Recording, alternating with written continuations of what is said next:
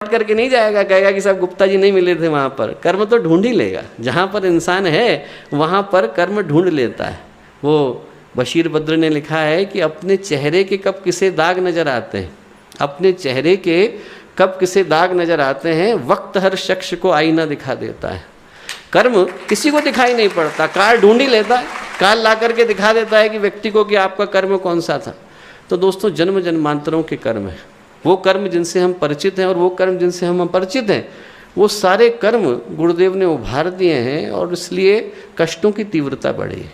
ये बात सत्य है कि कष्टों की तीव्रता बढ़ी है और तीव्र होती, पर हमें गुरुदेव महसूस नहीं होने देते। गुरुदेव इस ऑपरेशन को एनेस्थीसिया के माध्यम से कर रहे हैं, तो आदमी को पता नहीं चल पाता, आधे से ज़्यादा कष्ट तो वो अपने पर ले लेते हैं। हमें महसूस भी नहीं हो पाता कि कौन सा कर्म आया और कब चला गया।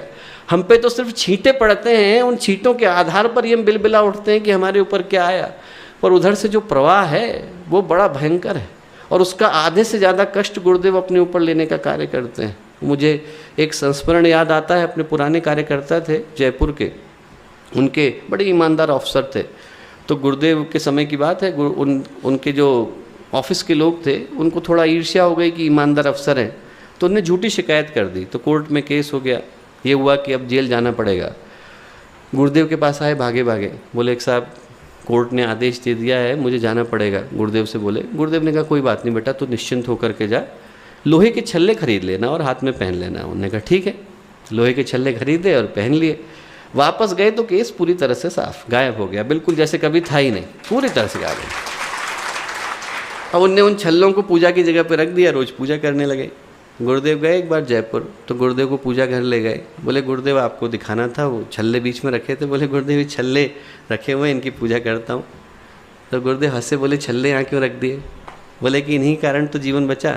बोले बेटा तेरा जो कष्ट था वो तो मैंने अपने ऊपर ले लिया था, पर तेरे कर्म में हथकड़ी लगना था, तो उसको कितना भी करके निकालता, थोड़ा करके तो जाता, छल्ले के रूप से ही निकाल दिया कि कम से कम तेरे हाथ में छल्ले ही बन जाए।